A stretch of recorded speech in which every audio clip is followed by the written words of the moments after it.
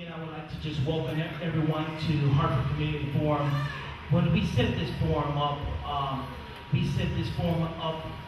between 3 to 4 weeks back.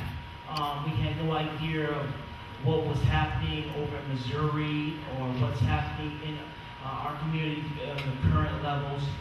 We set this forum up to raise awareness of the violence in our community. And basically the message is violence has to stop in our community. And so basically some of the causes, effects, and solutions of the violence is jobs that we found out at talking with people in the community, mental health screening, and also housing. And those are three issues that are plaguing our community: jobs, mental health screening, and housing. And so what we want to do is touch on those subjects a little bit. And just this forum is for our community here in Hartford. Our talks are about Hartford here, what's happening in Hartford. And so, we're praying for those that are in Missouri, but we're concerned about Hartford and our community and our people here in Hartford. We want a vibrant community. We want a community that's flourishing with businesses and churches and organizations working together. So that's why we're here for this Hartford No Fear Forum, to raise awareness. And in November, what we're going to do, we're going to come back, and some of the questions that have been asked and raised here, we're going to come back up with another forum, a summit, to follow up. We want to start out from Hartford. We have Mr. Kevin Otar, born and raised in Hartford for over 40 years. He has been involved with social work, 20 years helping and educating families in this community. Currently, he is a community outreach worker for Father Works program in the village for families and children, helping fathers with resumes, job application interview techniques, dress for success, child support, visitation, and protective orders. And so we want to thank him for being here. We have Miss Damaris Reyes was born in Brooklyn, New York, and moved to Hartford as a child, living in Charter Oak Terrace. She witnessed violence on a daily basis. Mrs. Reyes became a member of the Almighty Latin Kings and Queen Nation as a teen, while a member of the organization. While most were afraid of Mrs. Reyes, worked with men and women on a one-on-one in efforts to effective change in our community. All right. We have Mrs. Henrietta Beckman. She's part of Mothers United Against Violence, is a resident of Hartford and co-founder of Mothers United Against Violence, serving as charter president since 2002, shortly after the life of her son, Randy, was taken. Since then, Mrs. Beckman has been a part of organizing of hundreds of vigils and annual march and rallies at the state capitol and different events. Sergeant Steve Alston is a community leader. He's a part of the Hartford Police Department, helping and working with families, youth, and groups in the community for over 15 years. He is a former communication business owner and Hartford community leader. Okay, we have Mr. Stephen Palmer, is from New Britain, and he began his life as a gangbanger, a drug dealer, before coming to Christ. He was involved in secular rape, writing and recording gangster raps that degraded women and portrayed a debauched lifestyle that he was not very proud of. All right? So we have Mr. Stephen Palmer here. Also, we have Mr. All right.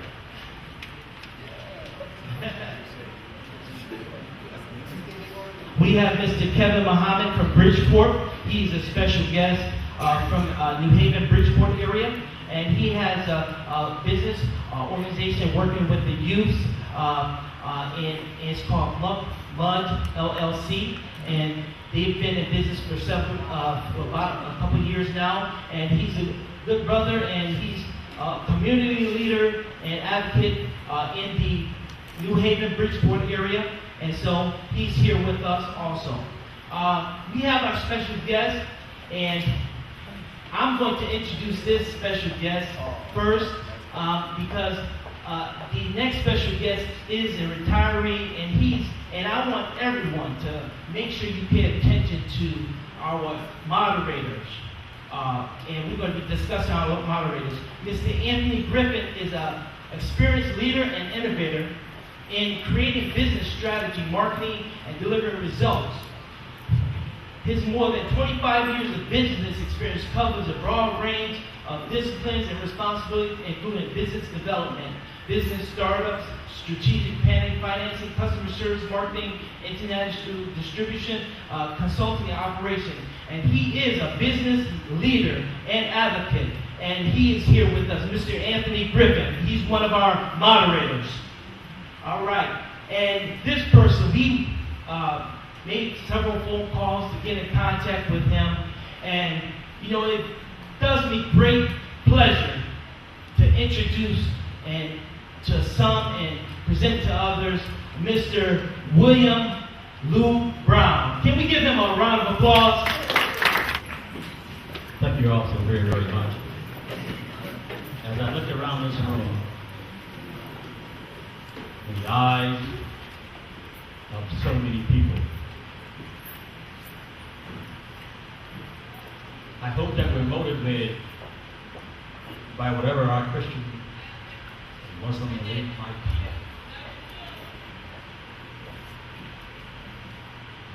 be. There has to be some communication for all of us. I consented to be here based on what I heard in this illustrious panel here. I see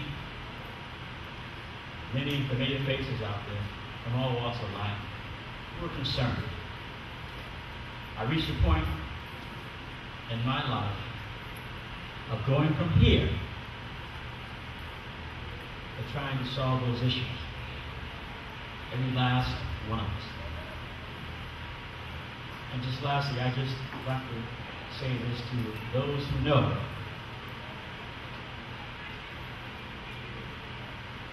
Using a food analogy. Tonight, we are serving food of substance. For those familiar with Hartford, like the cozy spot. Like Sylvia's in Hartford. Food of substance. We're not playing to the media. We will communicate with each other because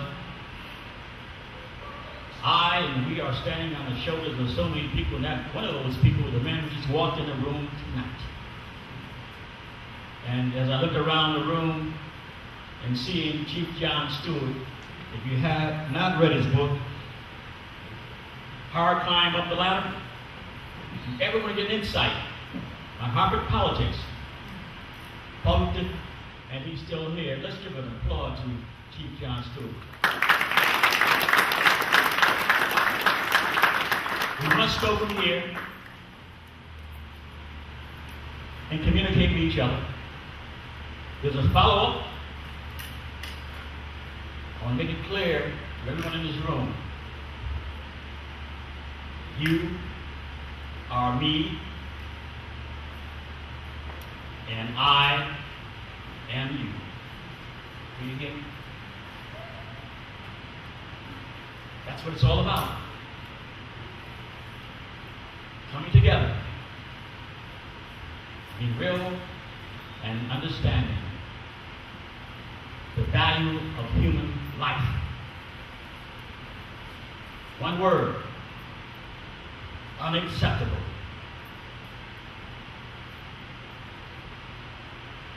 Especially in our community. You hear what I'm saying to you? If you are a Christian, you value, or Muslim, you value human life. When that life is taken, life is priceless. Let's stop trying to figure out black, white, Latino, or who's doing it. Human life is what it's all about. Being proactive, politically and otherwise. You got mentors in this room, like Chief Stewart. Let's sit at their feet. As you all know, I refuse to be part of anybody who's a blanket, an individual, or people. Most of my career was spent in covering law enforcement. The majority of the people in our department, like this young man right here, Sergeant Steve Austin, who mother babysat for me in Bellevue Square. There's a connection. There's a connection. I see so many people here, I don't want to start calling names, but the Reed family, the Brickyard, Hartford, Andrew Woods, Tracy, Brandon, Steve. Let's do it, okay? Let's set a precedent tonight and seize this magic moment and start bending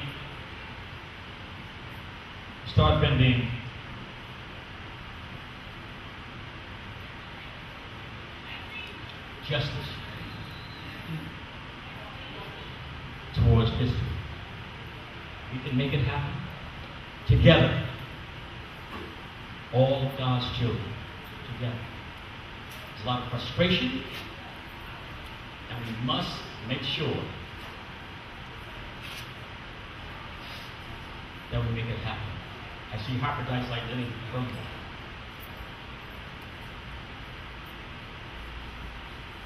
We can do it. We've got the will. Realistically, we can make it happen. God bless you. Let's do it.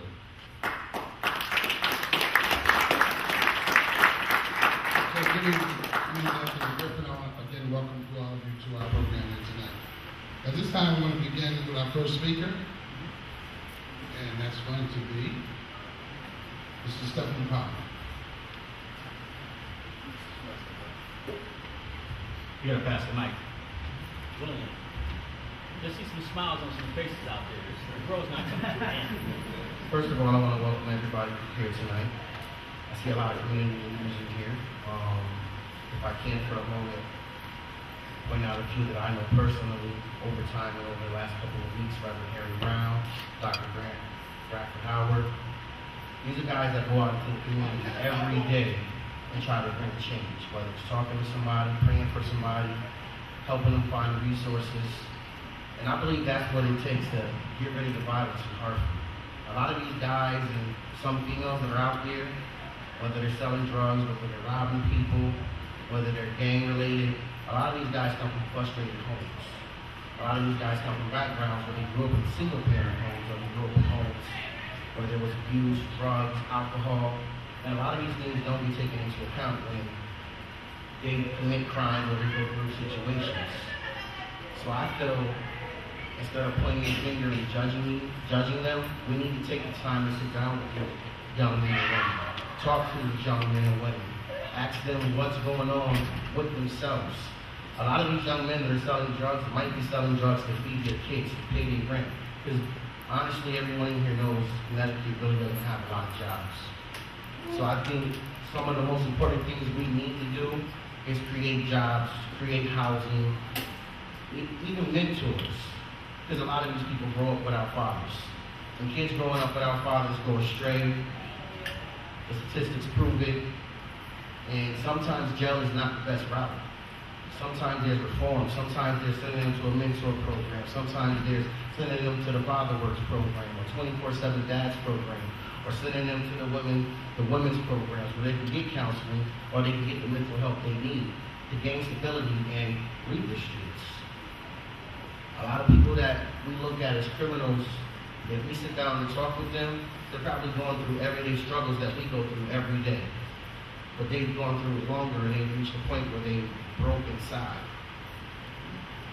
I mean, how many of you in here have kids? Please raise your hands.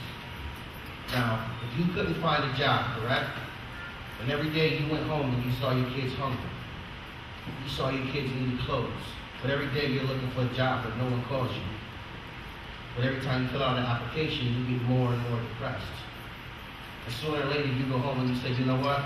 I've tried it for 6 months. I've tried it for 4 months. My kids are hungry. My kids need clothes. These are things that we need to take into account. Yeah, he's wrong for selling drugs, or yeah, he's wrong for robbing a store. Yeah, he's wrong for being in a gang. But at some point, we have to stop stereotyping them and start to understand them. Yeah, they might have a criminal record. Yeah, they might come from a family that has a long history with the police or in the court system. But they're more than a number. They're more than a statistic, and they're more than a stereotype. And I think we need to take the time, even if it's going into one neighborhood at a time. Cleaning up the street, painting over graffiti, talking to some people in the neighborhoods. Getting them to tell us, not us tell them what's wrong. Because we can think one thing is wrong with a neighborhood and go in there and talk to some people and find out there's something totally different going on in that neighborhood. But we won't know that until we take the time to actually talk to these people. Now, I know a lot of neighborhoods have gangs in them. I know a lot of neighborhoods have shootings in them.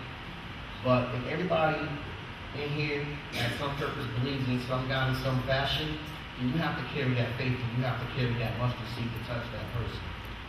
You can't sit behind your desk, you can't sit in your cruiser, you can't sit in your car and say, I'm not talking to that person, he got his jeans sagging on. I'm not talking to her because she looked ratchet. Excuse my French, but that's what they say today. 1 minute. Women, to be politically correct. But I think it's time that we start taking the time to actually talk to these people, understand these people, and go down to their level. Because that's the only way we can really reach them. As long as we go in there with aggression, judging them, telling them they'll be no better, they'll never make it, they won't go no farther, that's all they're going to know. That's all they're going to do. Thank you, Mr. Palmer. We have a question raised by Mr. Anthony Griffin.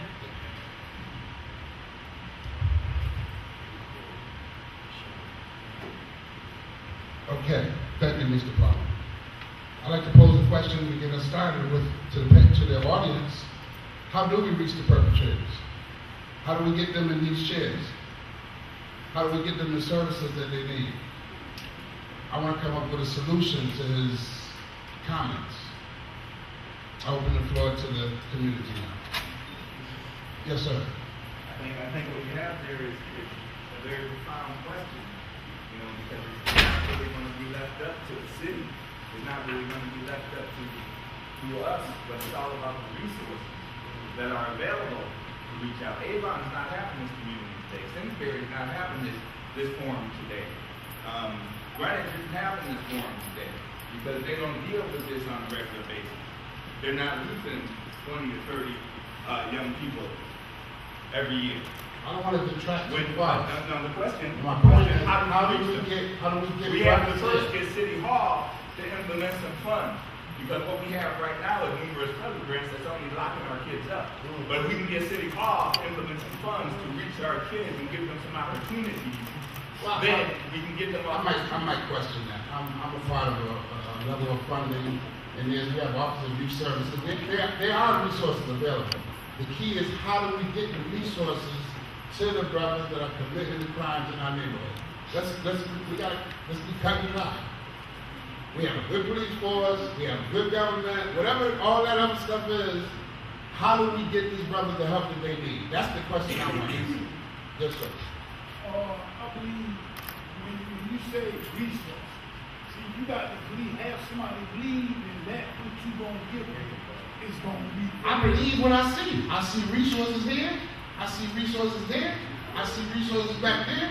I see resources all in this audience. Okay, but from my experience, how do we get them brothers off the block to get these services?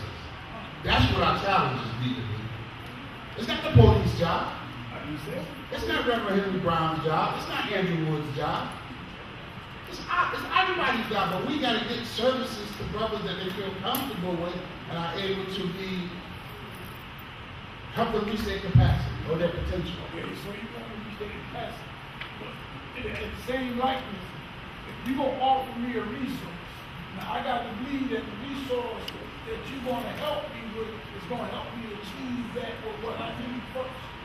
So then therefore, if you're gonna tell me about a resource, somebody else gotta tell me about their resource. Somebody else gotta tell me about the resource, and I got to have some results on one end or the other to let somebody know that that works. So, because if I know if a resource works, then I can think in my mind, I might not have to do this today. I got that resource over there, something may help. That very resource may stop somebody at that very moment from doing something detrimental in their life that can totally just take them out or destroy them. But think about it. You say, how can we get these resources to brothers? There got to be some proof in them that it works. There got to be some I proof. think that there are enough professionals in this room that could deal with that. And maybe two more statements. Sister in the back, you stand up, please. I guess I can speak from being a young adult and growing up in Hartford and growing up in the North End. I think there are two factors that come into play, and I think one would be creating a trust factor. And piggybacking off of what you just said, I think a lot of times the people on the streets, or the guys that are selling drugs, or the girls that are having multiple babies and not being able to provide for them, they don't trust the resources that are being provided for them. So I do think, I think the existing organizations need to come together as one conglomerate and create a collective. I think they do need to create maybe an umbrella organization that handles, I don't know, parenting, development, I don't know, programs to teach value. What do you mean, a clearinghouse like that? You talking about a clearinghouse? Yes, I guess if you will, if that's what you Where want. all these organizations come under one umbrella, Yes. and we communicate with each other and Yeah. not be territorial. My mother says to stop acting like the drug dealers themselves. And I think the second, she's so crazy.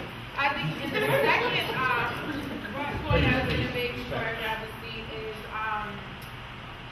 I was saying also the churches and holding the churches responsible. I do feel like I belong to First Cathedral, and I'm really saddened to see that there aren't, like, I'm saddened to see that my bishop isn't here, and I'm saddened to see that, you know, all the predominant churches in the Hartford, the greater Hartford area aren't here being represented, because these are the people that can create a trust factor, because most of us, growing up in, you know, most of the time Black and Hispanic households, we grow up Christian, so to me, that is an underlying, you know, that's a connection that can be made with the people on the street. Yeah, if I can, and one more to share with somebody.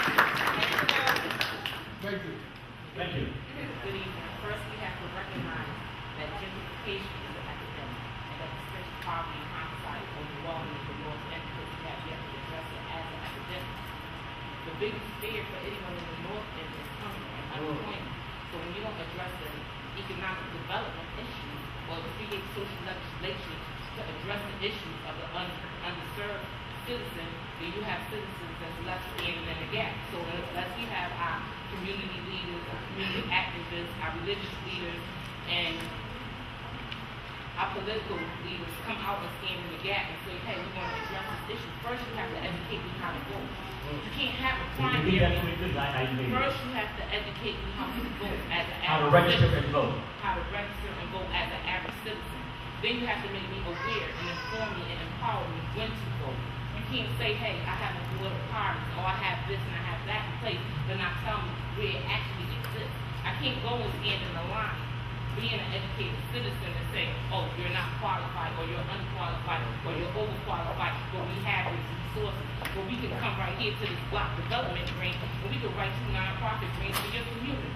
Yes, we can give you $1 million, but will the community actually have resources to the development grant? Then you have to look at it also and say, is this trick or treatment? Now, we might develop drug programs, but is the drug program really working?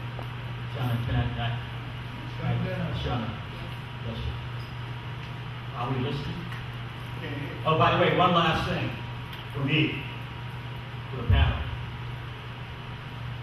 On the back, there's an evaluation and feedback. All of those comments that have been made so far and you made in future as we listen to our panel. There's several points that we want you to respond to. Please respond to these so we can at least get it in writing to do follow-up maybe in November. Okay, I just want to bring that to your attention. And let's continue with our time and go from there. Thank you. Okay, next up is our speaker. Next speaker is Mr. Marius Reyes Goodman.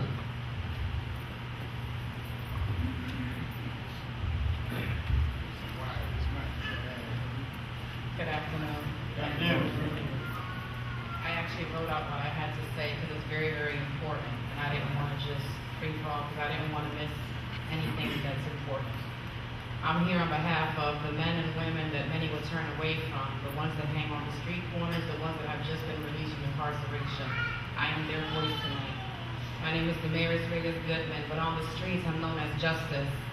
Not justice from a legal perspective, but just us because we're all we got. And I can sit here and I can tell you that I came from a broken home. I can tell you how I grew up in the project. I can tell you how I dropped out of school at 13, got pregnant at 14, and had my first daughter at 15, and by 23 I had 5 children. But it's not about me here today. It's about us and our community. So I'm going to tell you why I'm here.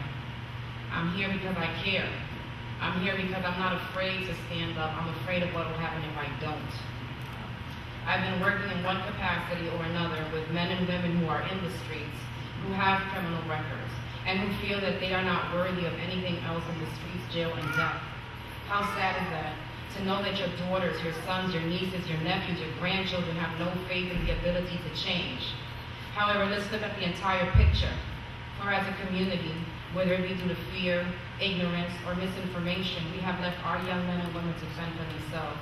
So let's ask ourselves, what part did we play in this situation? And now let's ask ourselves, what part are we going to play in the solution?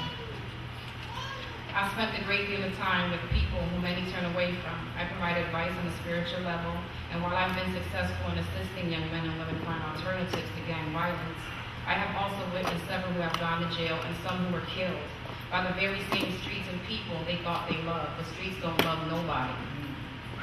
It wasn't enough for me to talk one-on-one, to use the social media, to use my phone to try to effectuate change, because I believe that we can effectuate change from within. I always tell people they have to be the change they want to see. So in keeping with that philosophy, I got off the social media and began volunteering with Project Longevity. Project Longevity, a program which Sergeant Austin will go into detail about in a little while from the Hartford Police Department. But I'll tell you my take on it. I attended my first call in August 13th, and while I saw state, local, and federal officials, while I saw a lot of service providers, what I did not see at that call-in were people from the communities.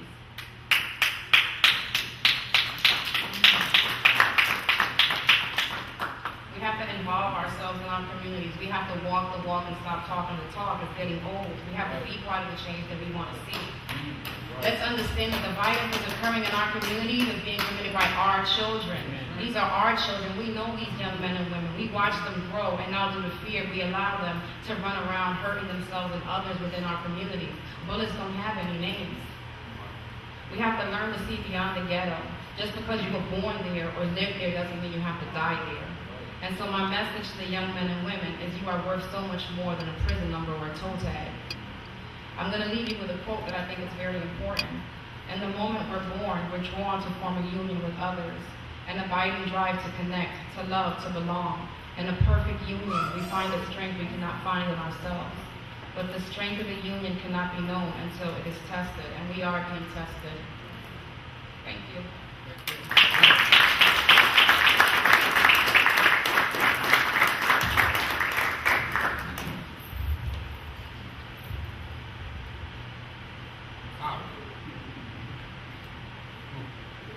Plain English. We must hold ourselves accountable. He said it best, that Project Longevity is just one of those programs in the city funded by the federal government. And we must come together. Our elected officials, I see Senator Coleman, I see the councilman, I see State Representative Brandon McGee. If I miss any of the elected officials in this room, please stand and acknowledge. Good to see you here. Good to see everybody here. There's no titles. We are all in this together. And respect. Ms. Beckman?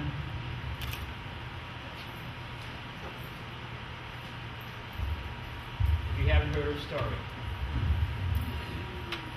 listen, probably you all have heard her story. She keeps on coming. Right.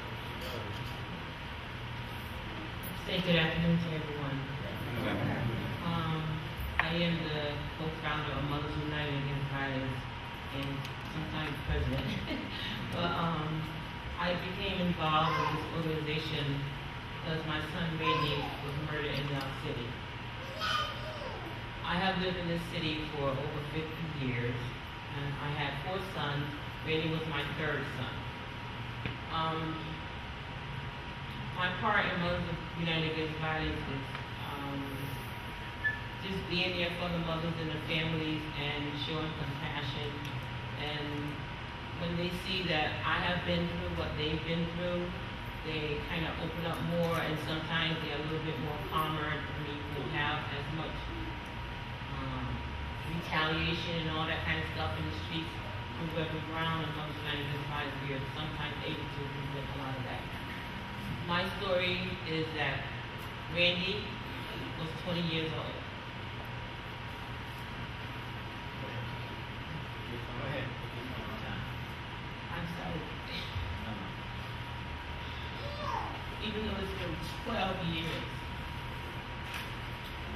when you lose a child through violence, it just does something to you. It takes something away from you. It takes something away from your husband, your other siblings, his friends, his family.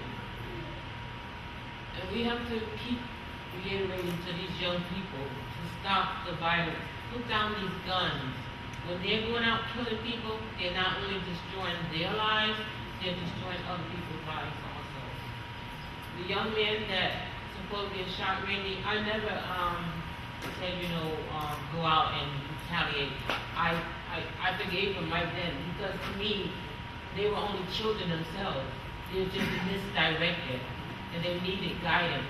And maybe they didn't get the proper guidance from their families. But I don't hold anything against them, like I said, but we have to learn to teach our children to love one another. These children in our cities, I don't think that they have enough love in their families and in their homes.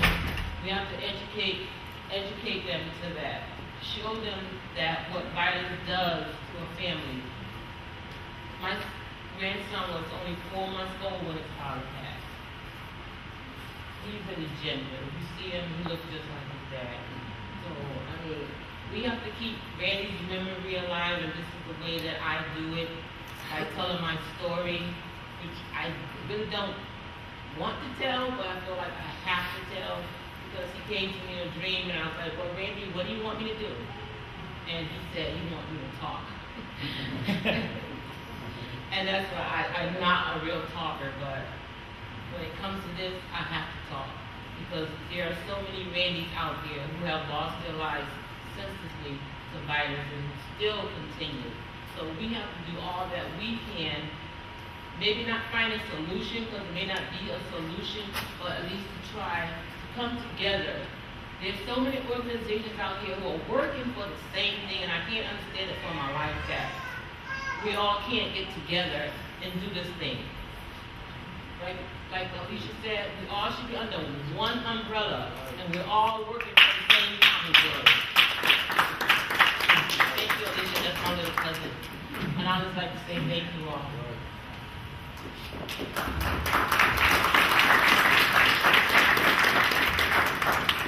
I think we should give her another round of applause.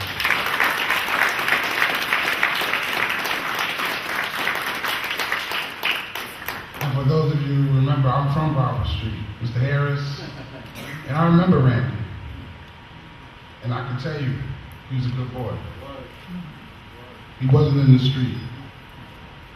And it could have been you or one of your children. So I salute you respectfully. Okay. Next. The next two brothers, all the next three I want to introduce, but Mr. Brown is here, so we got to give him some time. Mr. Kevin Osa from the Village of Children and Families. Thank you. I'm glad to be here today to kind of talk about what I see as what the problem is really out there. And, from my perspective, being here 40 years in the city, the great city of Hartford, that we're living in a fatherless generation. And I mean, it does my eyes a lot of pleasure to look around this room and see so many men that have survived and to be an example to that generation that's out here walking around in these blocks. But we don't come together enough like this to show them that you can be an exception to that rule. You can be you can get that second chance. There are resources out there for you. You know, I want to challenge all the organizations in this room today that we have to come together. It's not about any organization having the blinkers or the flashing lights. I'm part of a program called FatherWorks, but at the end of the day, I'm a man and I'm a father in this community. And I believe that the way to get to this community is through the churches. So therefore, I can tell you that I'm here as part of my program, but I'm also here as a member of Mount Olive Church, where my pastor, Dion Watkins, is a new, I can't say nothing but a firecracker for this neighborhood that if you haven't heard him speak, you need to come out here and see what's going on. I heard people talk about what we can do to change things. Myself and my pastor have been walking down Main Street, Capon Street, Barber Street, Garden Street, and having fellowship out there in the streets with these men that's out there that have lost their way. They can't see a clear vision how to get themselves back on track. The way to get back on track is that you have to believe in something. You have to have a higher power. I don't want to preach religion in here today, but that's what's needed out there. People have lost their faith. People have lost their hope. And we need to bring it back to this generation again. It takes a village to raise a family, and right now the village ain't raising a family out there. This generation today don't have or understand what respect is. So therefore, they need to see it in each one of us here that we can make a difference. We're not bound down to anybody, but the reality is we have to give them options. And I challenge every organization in here that we need to come together and come to a unified effort to stop the violence in this community. We know it starts with education.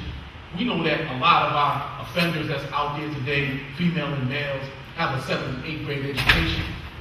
We know when they come out, they can't find a job. So we need to empower and start doing our own economic relief within our churches. We need to police our own community. If you have a church in this room, why are individuals outside dealing outside of your church? You want members to come to your church, but they don't feel comfortable to walk through your doors. You need to go out there and talk. You can't be afraid in your own neighborhood. You need to go out there and talk to them and say, listen, I understand that no one has showed you the path or showed you the way, but here's some resources. I tell everyone about our program. It's for any and all fathers. A to Z. If you have a question, you need to pick up the phone. Here's the flyer over there. Call, leave your name and number, and I will be giving you a call back with some answers. Now, again, keeping it real in terms of what I see out there. We have all these organizations out there that's providing, resumes, job training, interviewing techniques, dress for success. They walk away with a certificate. Hey, hooray, hooray, hooray, hurrah. Do they have a job? Do they have a job? They go home and that woman is saying to you, why are your pockets empty? You ain't no good. You ain't doing nothing. What are you going to do? They're going to do what they know best. They're going to go back out in that corner and do what they're going to do. And they're only going 2 places. Jail or in that ground. So we need to come together as a community and stop talking about these problems. We know what they are. And the solutions are how to help ex-offenders get a second chance at life again through different programs. And that's where we need to all come together. And thank you for your time, and we'll be talking again soon. Thank you. Oh. He gave us a challenge. So the village is in on our clearing up. We're gonna walk away from this with a solution, something that we can walk away with. So we got one agency that's committed. We're gonna try to get all the agencies together now. That's gonna be the next project. Get all the agencies, and then we have a place for people to go. Reverend Brad Howard, you had a question? A comment, yes. And then next, next will be a dear friend of mine from the Hartford Police Department. And I'm gonna let you bring it right over to Mr. Sergeant Steve Austin. But let me just say this first. I grew up with Steve. He was the bionic man in high school. Not only by name, but all the ladies and everything. Chief, you don't know what you got. Well, I think you do know what you got. But before we get around to Sergeant Steve Austin, my man, Reverend Brad Howard. Do I need a mic? I thought I was pretty loud. The people in the back. As a member of the church, I'm going to make a quick challenge to everybody. Two things. It's one thing. Your church is in? Okay, I'm What's your sorry. church on the Restoration Temple Deliverance Mission. We're on there. We're part of it. Praise God. The first thing is that one, she was talking about combining certain things. Most of the churches pretty much have most of the people that are in all the agencies at the churches, number one. So what we need to do is make sure in our own church houses, you that are the leadership, not only be involved, but make your people accountable, number one. We have them in our churches. Most people got accountants, lawyers, even the police in certain churches. So number one, make them accountable. And second of all, our duty has never been in the church to have the highest numbers. Number one, you go out in the community and you help somebody. Not that they come in your church. Who cares what church they go to? You're supposed to help somebody. I'll make it real quick. The scripture says, we that are strong take on the infirmities of the weak and not to please ourselves. So we that say we're of God and we're inclined for life, let life speak and do it, is that guess what? Those in our church, they come there, they go wherever we are. You want to be a part of this mission or the church or whatever, let's be accountable. Even if you can't do nothing else but send an email, do something. All of us can do something. All of us got gifts and talent. Let's do what we need to do. Many of you know me in this room. Most of my career was dealing with law enforcement at the local, state, and federal levels. And I have a great deal of respect for law enforcement, for human beings. I think that Steve Austin epitomizes that professionalism. I understand he's a darn good cop, and he holds people accountable every day. In the interest of full disclosure, his late dad and my older brother were close friends. Yeah. He knows this community. He wears that uniform proudly. And whenever you see him, whenever you see Steve Austin, he reminds me of the old constable on patrol, the cop. The constable on patrol, talking to the people, no nonsense. He's able to sound like Nathan Negro, but he also knows how to talk ghettoese. Yo, come over here. Community. It's a point of communication. I'm not trying to be funny. And that's what you got to do. That's what you got to do. It gives me great pleasure. Sergeant Steve Austin.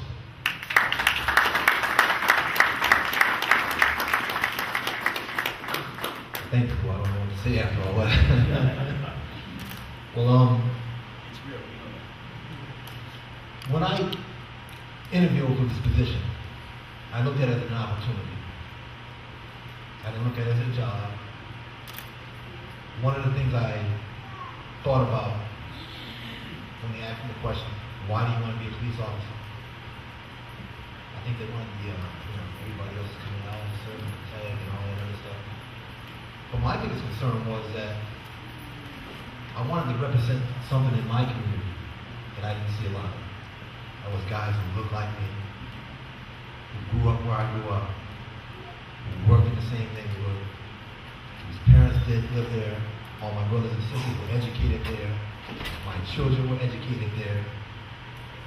And I just wanted to be that guy that some little 6, 7, 8, 9, 10-year-old boy or girl can say, hey, I know him. He's a law enforcement officer, but he's my friend. He's my brother, and I'm here to protect him. When it comes to accountability, I expect everyone to follow the laws, because that's what they're there for, to keep anarchy from happening in our community. We need that. We also need empathy. We need to be able to empathize with the people in our community to understand and know what they're feeling and why they're feeling that way. So, when I had an opportunity, I was asked by the chief of police, General Vella here, Steve, let me ask you something. What do you know about Project Longevity? And I was kind of glad that he asked me because I had already did some reading. I like to read a lot. I knew about David Kennedy and his research and the work he had done in Boston and California with some of the groups out there. And when I look around the room, I see people who look just like me, whose children are killing each other every day. I can't tell you how many times I've shown up on the scene when I was in patrol, put up the yellow tape.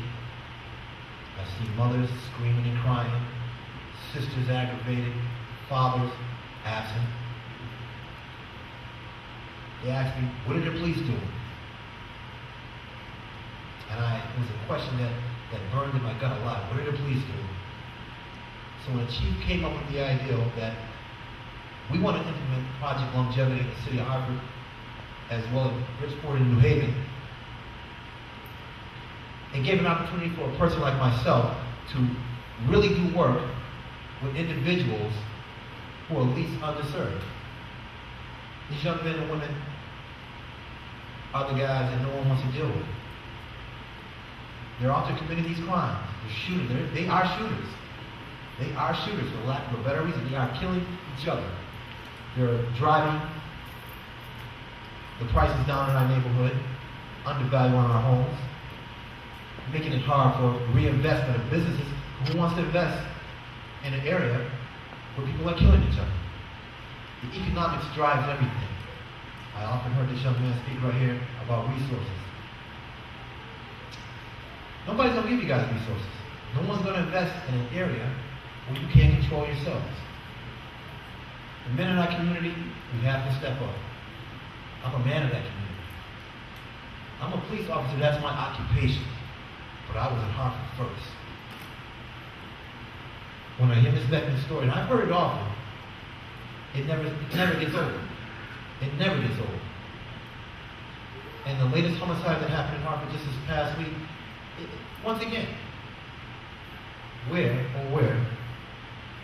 are the men of color? And when I say men of color, I mean black, Hispanic, because these are our children. I see the women out there. I see Reverend Brown out there, unsung hero. I got to put that out there because he's always there. And I'm not trying to give you nothing, but it is what it is. And I got, like, who's the young lady who mentioned the big churches? I've reached out to every church in the city of Hartford. Every single one. And they told me to my face, even with you. But on those days when I need them, they're not there. And I know they know who I am. Because they know me, they know my family. I like the fact that Senator Coleman's here tonight. Because the politicians need to know and feel your pain also. Because that's what's hurting. We're hurting here as a city. You talked about things we want to do. part of the component of longevity is trying to reach out to the young men and women, that very few, small portion, who are committing the most of this violence. We do that through a thing called the call-in. Now we had one last Wednesday, August 13th, and that was our second one here in the city of Hartford. We've had young men come in. We tell them about the partnership and the various stakeholders that are at play here now. On the law enforcement side, you have state, federal, you have local, we have state attorneys, we have U.S. attorneys. But we're not trying to arrest people. We're looking for these young men to make a choice to live, and we're offering them services. Some of those services are represented by some of these agencies in this room. We'll just ask them to reach out. We're trying to bring them to the water, but we can't make them drink. Now, the drinking part has to come from that accountability that the men in this room share, to talk and mention to these young men and say, hey, the water is okay. Go ahead and take a sip. All right? It's okay. I don't have all the answers. Law enforcement doesn't have all the answers. And to say to law enforcement constantly, because I hear this, well, what are the police doing? That's not my son and that's not my daughter, but I am a part of this community. I'm a part of this village. So I'm concerned. I'm concerned. Deeply concerned. I rushed back here this evening. I was in Casco, Maine for the last 4 days. I took myself and about 12 or 13 other police officers. We took 75 children from this city to a camp as part of the PADD program. That program was dying. That program was dying. It was on its last leg. The chief reached out to private investors and said, hey, listen, can you help us with this? Can you help us with this? Because we can't get to these kids early. And I'm telling you this for a fact. A lot of the kids that we're not getting to by 5 and 6, by the time they're 12, 13, and 14, they're turning to violence. And we have the state doesn't have any beds for them at DCF. We can't keep sending them to Manson, Youth Center. There's no money for them. So they're coming back here. Committing crimes, being violent because they know no other way. And we're turning our backs. And I see these churches, and I hear all the concerns from the various agencies about who has funding, who doesn't have funding. I don't have the answers to all that. All I do know, saying hello to somebody is free. Can I help you? It's free. Can I talk to you for a minute? It's free. Tell them about the value of education. I was in Martha's Vineyard this past weekend, before I went to Maine. I had a chance to meet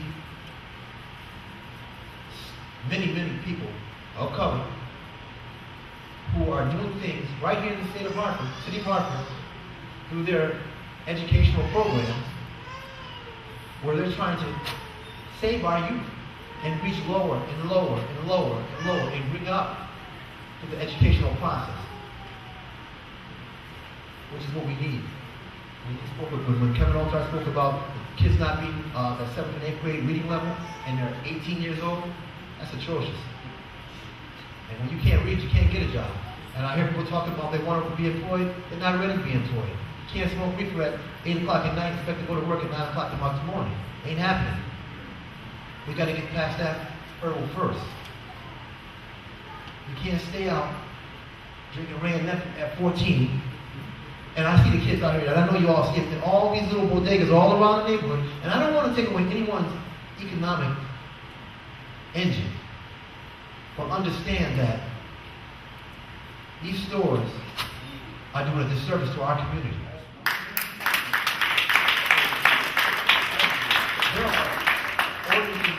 We can't touch this, but these are businesses. But you as community people, when you speak about registering your vote, use your voice. Police your neighborhood. Don't let them sell steel wool pieces. Who sells cut up steel wool? Who sells roses, which no one uses the rose for, in the little glass stems? Where can a 10-year-old go to the store and buy a half a pint of Ray and Nephew liquor and not be questioned? Cigars and blunts. Let's go on now. that's going on in this community. Now hold on a second, I'm very serious. A good old economic boycott like Montgomery, Alabama. 100 years where we couldn't ride on a bus. And then what happens is an economic boycott. I'm suggesting in this city, those bodegas, no matter who they are, was once said by the owner of the Cozy Spot, when a child got shot on Barber Street, she says, I can't stay open 24, I can't make a living that way. And we know there are laws, but they're protected as well. But we, in this community, I'm again suggesting a good old Montgomery boycott. He said it, he's out there. He sees it every day. He sees it every day. He can't do it by himself. I need your help. I need your help. I know our chief of police here. He's talked to me. We've had many conversations about a lot of things. He's even, when I came on the job, there was some institutional stuff that was going on in the department itself. However, he's enlightened. He's out here. Since he's been chief, I've seen more men and women of color move through that department into positions they never were at before. So I know he's an enlightened man. So I want to thank you for being here, Chief. And I got Chief Foley here. We got Chief Brooks in here. These are all men of color. We got Chief Ford here. These are all men of color. Chief Ford is the deputy chief of the North End. Anytime you have a problem in the North End, he's here. He's constantly patrolling around. We have Deputy Chief Neville Brooks. He covers the central district of the city of Hartford. He's always downtown. He's always in the South Hill River. These guys are out there 24/7. We have Deputy Chief Foley here. He's very well spoken. He's our public information officer. He's always forthcoming with the media.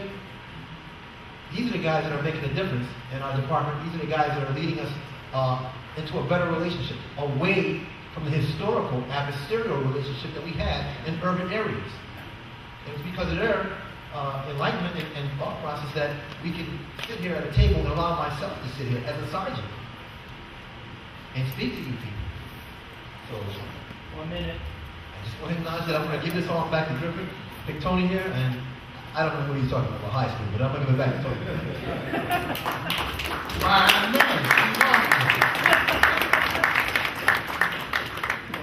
Oh, we have a question. Okay. Let's go right into the system first. Be ready with you. Stand up. Hey, stand up. Can you speak loud enough so everybody can hear you? I hope so. I hope whoever ain't heard my voice, has heard my voice. Listen, I just wanted to comment on what my brother was saying, Mr. Brown. For the fatherhood. What's your name? We're not going to together, and I hope that me as Bishop said, my program is saying not this in the streets. Listen, I didn't want to come tonight. I did not. I'm sick of this. I've been going through this for the last 25, 30 years that I've been on this trip. Amen. Okay? No more easy for me. Okay? I'm not a talker, I'm a walker. I seen Anthony on Albany Avenue the other day. So when you said when people out there, there are people out there. I'm out there. This brother seen me out the other day, a couple weeks ago. We was in a club that I'm helping the police department now, Kamala's on Albany Avenue. That needs to be shut down. That's another whole story. But see, that's how far I go without going with drug dealers, selling drugs who got guns, or whatever they do. But after doing this job 20 and 30 years, I done buried 50 kids. We know our children are dying. Come on, brother. We know our children are dying. They've been dying for years and years and years and years. I done talked to every single mayor in this city. I done talked to every single chief that I could go through. I'm so glad we got Chief of Government now. But I have talked to everybody. I'm living in Hartford. I'm 54 years old. I've been through everything. I done seen dust. I done buried them, eulogized them, the whole works. Then we go with another meeting. It's time to put some action to this stuff. I'm not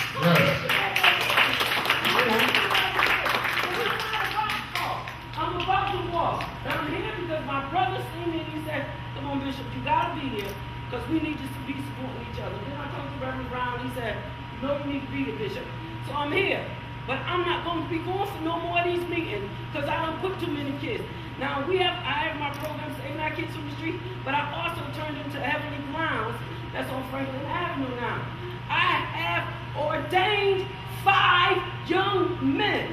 I am getting ready to ordain a young lady on the I can put you down on the clearinghouse. It seems like you got the clearinghouse already with this Project Longevity. Is that cheating? That's right. Is that cheating? We can put Project Longevity under the clearinghouse? I told him to come down here in the community. And what's the name of the church, you said? Heavenly Grounds. Okay, we got to put that on the clearinghouse. Heavenly Grounds. How you doing, Brother Darrell? And good to see you. God wants us to start coming out and take these young men off the streets. I got young men 22, 25. I just ordained one 34 years old who had came out of the street. It's time to put more of these young men with God. And raise them up and ordain them. So I'm tired of the talk, but I'm about to walk. Thank you. You're right. And we feel the frustration, but that's what we're here tonight. We're trying to come up with solutions, and we're going to try to implement this clearinghouse. I wasn't aware of this Project Longevity. I'm going to be looking into that. But we have commitment from the chief, from Sergeant Austin, that they're on our list of the pageant for the clearinghouse. We have the village, Church of Restoration, Walk the Light of Deliverance, Department of Labor, the Hartford Police Department, Project Longevity, and I really like the concerns regarding the store bodegas because they are doing a detriment to our community. I just want to say one thing before I leave. Listen, all these institutions are necessary. The church, the government, all the financial, all of them are necessary. At the end of the day, man, all young people, we got to father our children. Because the church, the institutions, none of them come in our living rooms and father our children. At the end of the day, these young brothers are killing themselves because they don't value their own lives. You know what I'm saying? You got to father your children. All of us keep talking this. Listen, we going into prisons and we leave. We ain't fathering our children. That's right. If we're there to teach our kids some values, at the end of the day, you go out there and if these young children, you 18, you 19 years old, and you go out there and you snuff out another life, it's because you don't value your own life. It's as simple as that. And if we stay there and father our own children and stay out of summers, out of the institution of summers, the prison, right? You know, things will change. Because a church can't go in our living room, a government can't go in our living room. A lot of people say we need more cops on the street. That's saying we're such animals that we can't stop shooting each other unless there's 20 cops standing outside of our front door. If we father our children, we'd be in a much better off position. You know what I'm saying? So ladies and gentlemen, making babies, we need to I want to father introduce you. Listen, hold on, Anthony, before you introduce anything. We making babies, we need to father our babies. Listen, I lost the opportunity to father my kids. You know what I'm saying? I was wrongfully incarcerated for 27 years. I lost 27 years of my life. 27 years of his life. I raised my kids from a prison room for a crime I did not commit. I wish I had the opportunity to raise my kids. And I think I did a good job because all 3 of them, none of them never saw the back of a police car. All 2 of them got college educations, and the 3rd one that does not have a college education.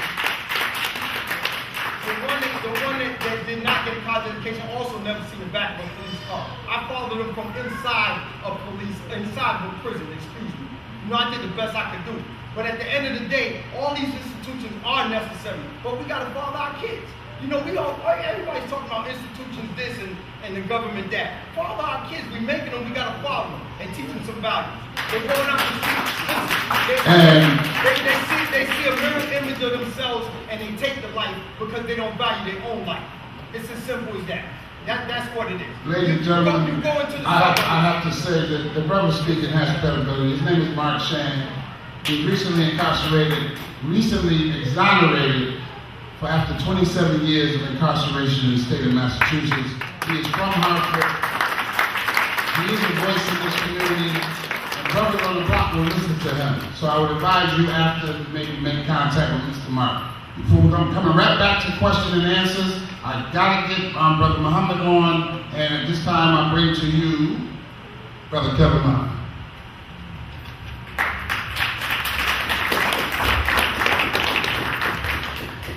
First, I just want to thank God that I made it up the highway and came out here to be with us all. I love unity, love oneness, and So I just like to give honor to the one God for all of us being here.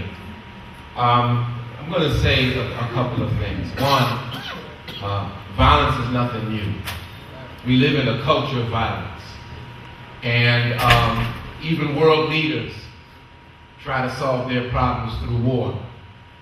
You know, and the Bible says the best, where do wars come from? They come from our memories, they come from within us. And then there's an old saying that says that most of men and women's problems start because we can't sit in a room quietly. So you can't have peace in a community if there's no peace within the individual. And so I just wanted to say that first, because we're going to have to learn how to reason with each other. That's not taught. It's not taught on the world stage. Even in Afghanistan or Gaza, there's no reasoning where people say, what, we disagree. So let's sit down and use what's called mental mathematics, which is reasons, the highest form of thinking, meaning that I'm not always right, you're not always right, but let's come together and have what's common ground. And from common ground, move to higher ground. So I just want to lay that down. That has to happen in police force. It has to happen in the community, laying the ground for how to handle disagreement. That's something we have to teach people, teach children through role play in kindergarten, that if my blocks are not your blocks, you don't slap me, let's just deal with this thing from a higher perspective. And we have to teach our children how to do that. So that's one instance. I also want to acknowledge our brother here, Brother Kelvin X, who is the local minister of the Nation of Islam, who they do a lot of work with young men in the community, in the street. They take the worst of the people, make them the best of the people, shine them up so much. You don't even recognize that brother shot that brother 25 years ago because he's the man on the block now with the shoe shine and the bow tie and the suit walking somebody's grandmother across the street. Huh? Now, I'm going to say this. Speaking of Brother Kelvin, I have a Facebook page and I post something for Minister Louis Farrakhan, and I'm going to state it because I own an educational business, a consultant going into schools and helping, and I also provide tutoring with instructors, supplementary education after school, which is needed for children who are 2 or 3 grade levels behind.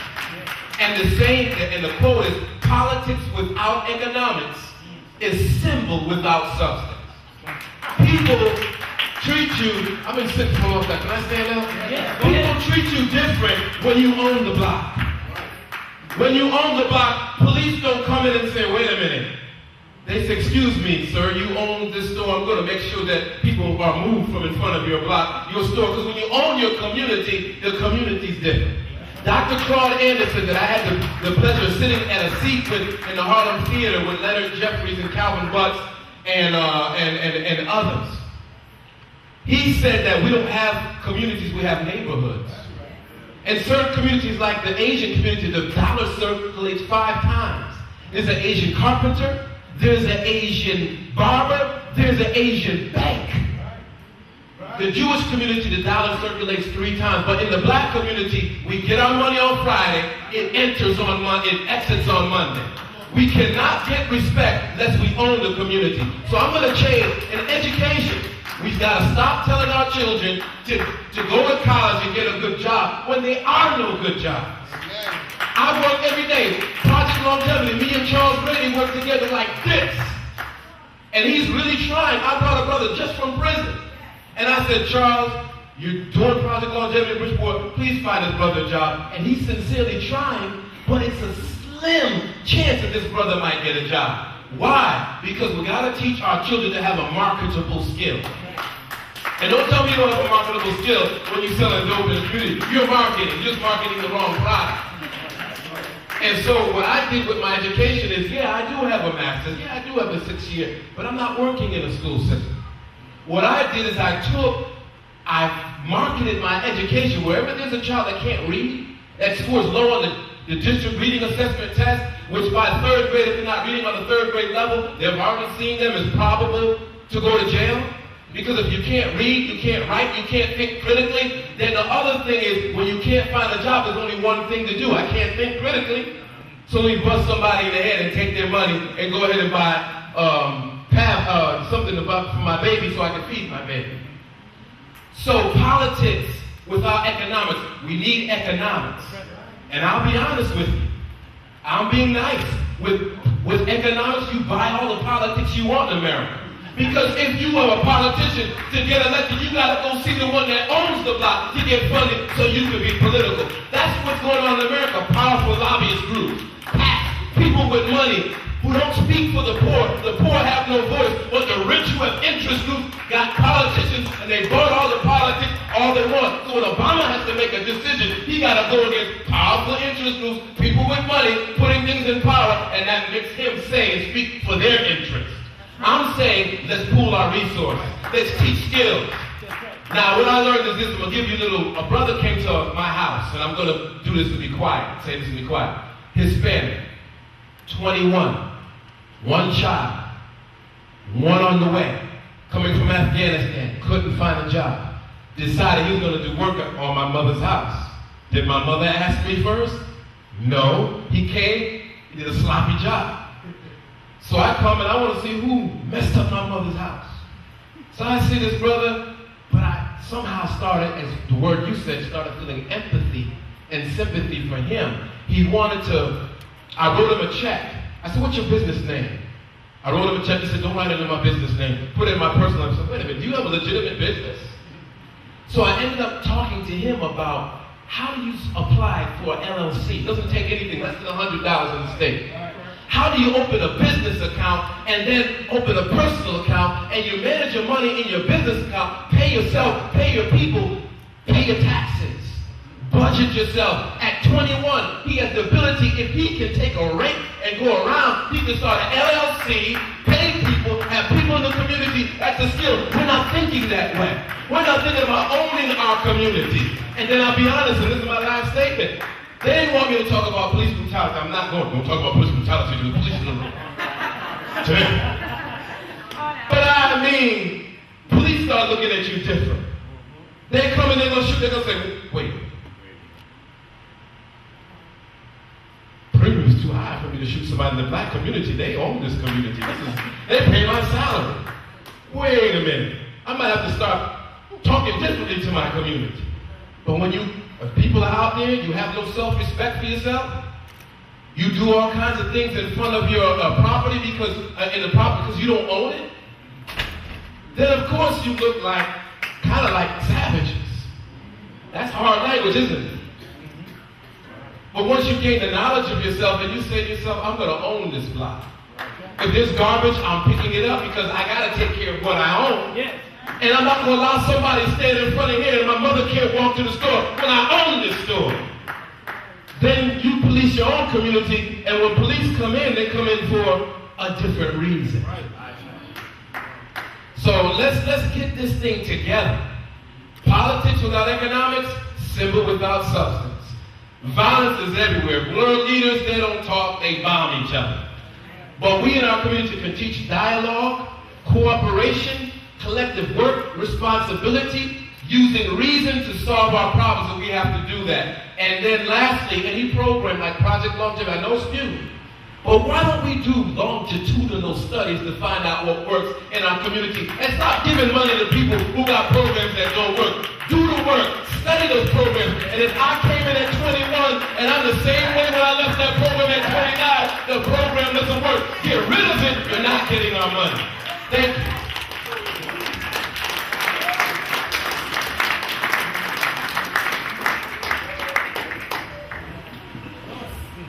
Politics without economics. Whoa. Okay. Moving right along.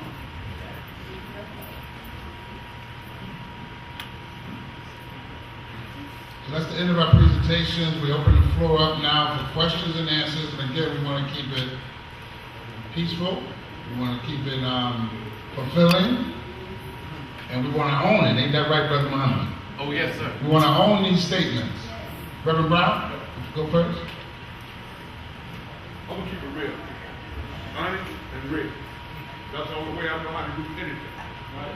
I'm talking to all the soldiers that here that been on the ground with me. You all know who you are, you know who I'm talking about. See, the thing wrong with us is we are too insistent. We don't want to listen to what nobody else has to say. We cut in, we are rude, we are very disrespectful. That's why we're not getting anywhere in our community, because we don't know how to talk to one another. And when somebody's saying something, we don't want to hear it because we already got our mind made up what we're going to do. Listen, our kids are down in the street quiet because we can't talk to them. Why? Because they see the grown up messed up. All right? Now, we're so messed up every day. You can see our own children reaching out to us, but we got our little stuff that we are concerned about. First of all, I can't stand Reverend Brown because he don't speak right. Oh, I can't get along with Sam Saylor because he don't walk right. I can't get along with Andrew Woods because he's trying to do too much. We got too many issues among ourselves, among our leaders. But we don't just shut up and listen to what people have to tell us. This forum was supposed to be for the people, but I got here people telling the people what they want to do when they talk. They cut them off. That's got to be respect. We want to listen to our kids. You got to go where our kids are. You just can't get in here and talk to them or talk about them, get into their face. And you know why they don't want to listen to you? Well, the first thing they're going to say to you, you ain't got your life in order. How you going to tell me to get mine in? You got more than me, you might be doing a little bit better, but you're not listening to me. Our kids are hurting and dying every day. And they've been doing that, like this brother said, for years. But we got our mind made up. Some people I don't like. Some people I ain't going to walk with. Some people I ain't going to talk to. What is wrong with you, Hartford? What is wrong with you? I don't care if nobody here like me, but you're not going to get me on politics. Go ahead. I'm here to save lives. Now, I came in here today, and I was hoping that I was going to hear something positive to keep me in check. I almost had to leave. So people have disrespected people. This woman was talking, there was no reason for her to be interrupted when she was talking. This young woman was talking, that gentleman was talking, they're frustrated. Let them say what they have to say. That's why we're here to hear what the people have to say. It ain't about the county, it's about the people. And we need to keep things in the real context. I'm tired of so many messed up people trying to tell other people what to do, and we ain't got our life together. That's not right. That's not right. If she wants to say something, he wants to say it, let him say it. No matter how much it agitates you, they're saying what they have to say. But that's what they feel. But I bet you right now, ever since those people been interfered with, everybody has had an opinion, just shut up. You're not going to get anything solved that way. We got to do it together.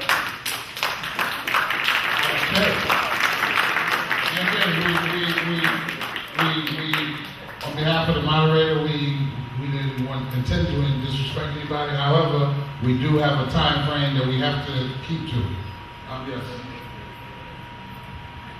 Well, I'm going to be brief with my statement. My name is Linda Barlow. I live in the north end of Hartford, and I believe in giving 10% of my community. You might hear me on the radio. They call me shutting down. You might have seen me on Channel 5. I started CSA Hartford. I started CSA Hartford because I believe that the community should investigate all nonprofit agencies. Why? Because we need to hold them accountable. Right. Not just the nonprofit agencies, but the politicians. I'm mad. I'm angry. I had a son. My son was the youngest child in Connecticut to go to federal prison. Why? Because the educator told him that he could leave school to sell drugs. I did not give him that permission, but that educator gave him that permission. He allowed him to leave school. He allowed him to sell drugs. He allowed him to be convicted without my permission. Once he was convicted, the educator resigned and ran for a state representative. Am I mad? Not only I'm mad, I'm furious. So now I'm here to tell you that not only do I live in my community, I hold a PhD in poverty, hope, and dreams deferred. Today, I'm educated. I'm college educated. I attended Weaver High School, all F's, and I flunked out of high school, but I graduated. But when I went to college, there never been a semester that I was not on honor roll with A pluses and 4.0s and earning my own scholarships. Because my dream didn't stop after Weaver, it continued. Not only was I a young mother, I became a widow in 2000 when my husband was killed, and now in court he was robbed for $40. Not only did I become a young mother and a widow, I became the most dangerous woman in Hartford. I was a mother with an infant. Go ahead. So if you can't stand here and give me a solution on what I need to do for contagious housing, gentrification, and extensive poverty that's overwhelming my community, I don't need you to come in my community and flyer it. I need you to door knock in my community. See, I'm tired of politicians telling me, pull yourself up by the bootstraps. I don't have no straps in my boots. I've done all the bootstraps. So I'm going to leave you with one thing, and one thing only. What if I told you that society grows great when old men and women plant trees whose shade they know they will never sit in? I carry mustard seeds in my pocket. My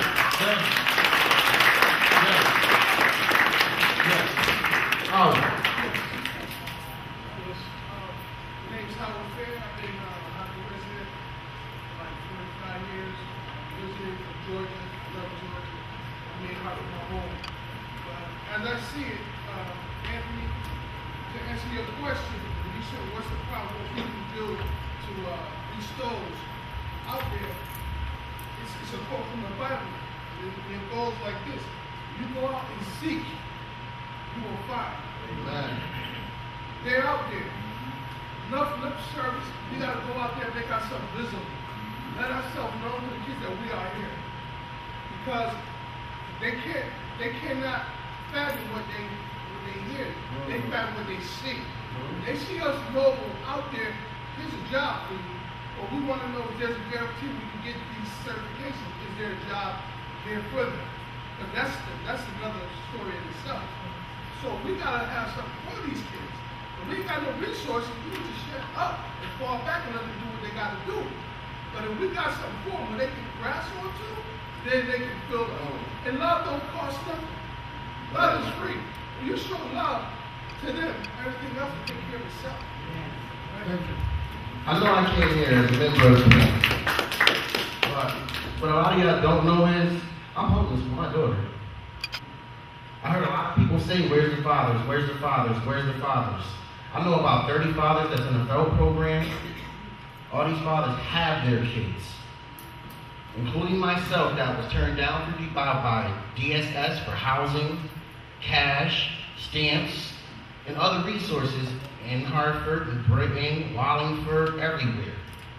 So you say, where's the fathers? Where's the resources for the fathers that want to be there but are being turned down? You cannot ask where the fathers are if you're not willing to pour into them and build them up.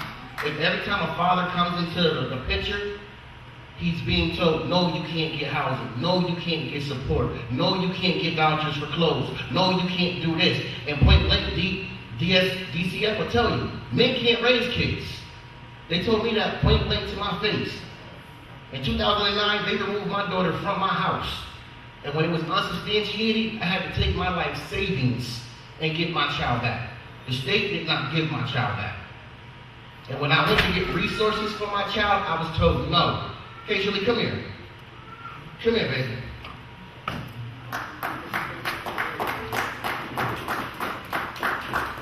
I go to a lot of meetings, and I hear at every meeting, where is the fathers? Where is the fathers?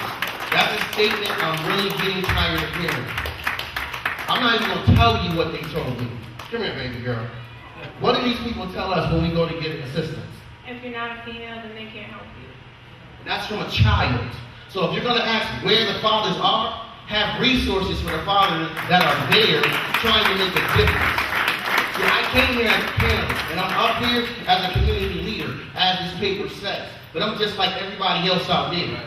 I have a bachelor's degree in music production. I do outreach all throughout Connecticut. Whether it's music, feeding the homeless, handing out diapers, handing out clothes, helping people fill out paperwork to get their food stamps, and I'm homeless myself. So, what I'm going to say to a lot of people in here, if you're not willing to get your hands dirty, then you don't need to be here. If you're not willing to put your credentials down and actually go to their level to cause change, you don't need to be here. It's not about your name, your title, who you work for, what position you hold. It's about change. The Bible speaks about change. I don't care what you did in your past. If you come to me today and say, you know what, I want to change, I should not bring up your past. Because you didn't come to me for your past. You came to me to get help to move forward. Whether it's school, housing, a job, whatever. And that's what Hartford needs. Stop looking at people's past, stop looking at their situation, and look at them as a person. When that happens, change will take place. And I was not going to say nothing, but I heard a lot of people say, where's the fathers? Where's the fathers? For the last 2 months, I'm a father that's raising 3 daughters. And I've had every door slammed in my face. And I have a degree. I know every skill for warehouse.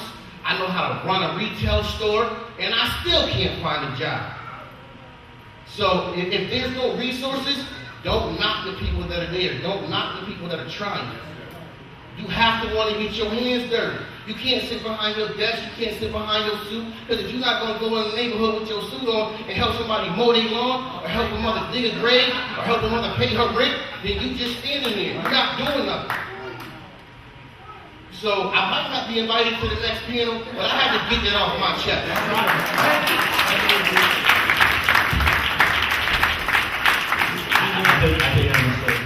And he makes the point. Everybody up here frustrated. Here and out there. And I remember I said earlier, it's not a matter of trying to cut people off. Everybody has a worth. And so at the end of this year, and I point out again to you, this fall in the back, hold us accountable, and then we can hold you accountable. Very simple. A solution. The frustration level here is unbelievable. But we've got that same frustration. Brother Palmer said it. Sam.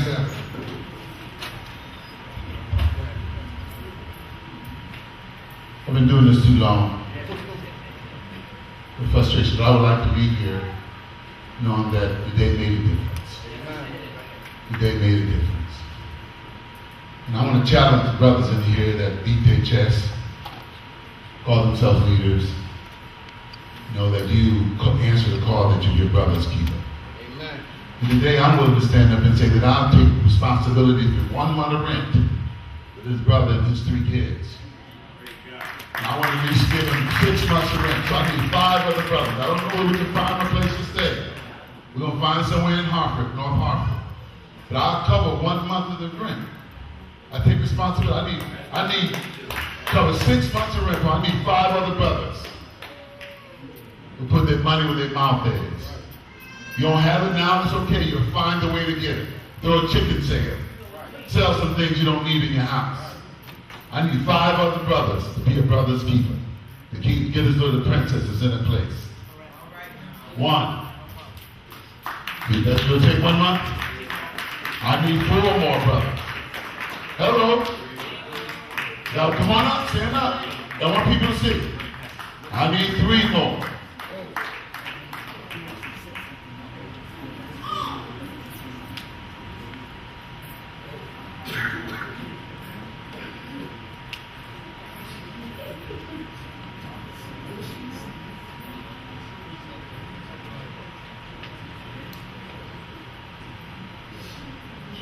Good. I can afford that. Thank you. I got 3 brothers. Brother, come on up, Bishop. Come on, stand. No, I need you to stand up in front of the people. I need them to see the wall of compassion for you. Good. Yeah, grab a checkbook. Half a month, how much is that? All right. I got something for $600 to $700 a month. Possibly guaranteed for that. $700 a month. I got enough brothers. 1, 2, 3, 7 months of rent. Let's go for a year. Come on, let's go. Let's see how far we can go. $700. If you don't have it now, make a pledge. Make a pledge. Take the 7th month. I'll take the 1st month. Come on, let's do a year. This sister, this brother put his heart out there. This sister, his daughter came up. Come on, sister, we take sisters too. Come on. Man, they always carry us out here. We need the sisters out. We'll be in trouble.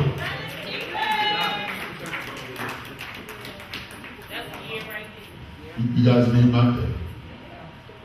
You made my day. How many months? Put your name down here with Reverend Sampson. I don't know where to go.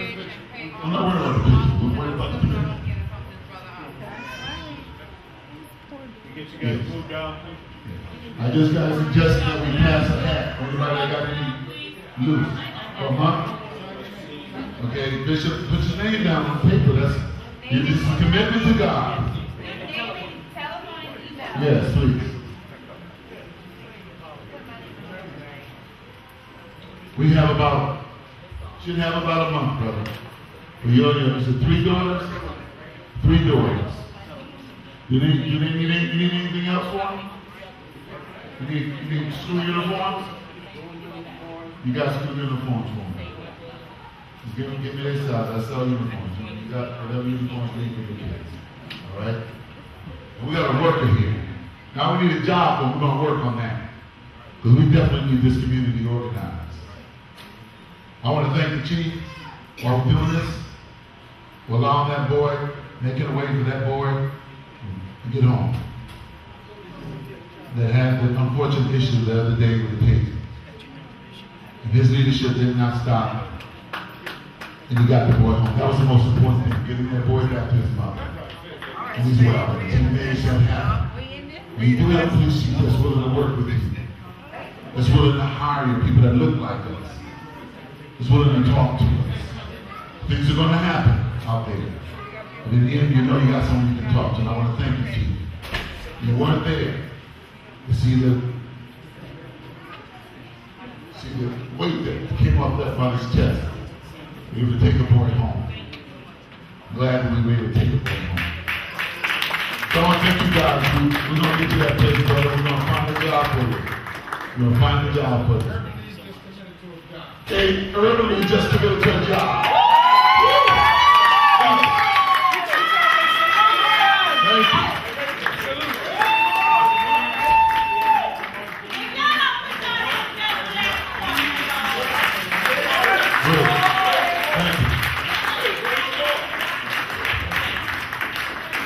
Sam Saylor, ladies and gentlemen, can we give Reverend Sam Saylor a round of applause? Solutions. At this time, I'd like to, Urban League, Ms. Yvonne? Ms. Yvonne there? She can give it back to me in the back. Okay. I know you've been waiting, but I gotta get a political picture in. And at this time, I wanna have, if you wanna make a check out, you can make it out to Mothers United Against Violence. Give it to Ms. Beckman, she'll give it to the treasurer, and we'll transfer it over there. So if you want to write a check for your tax person or whatever, you can make it out there, or if you want to give cash, you can give it to her. We'll make sure that they get it. Thank you very much.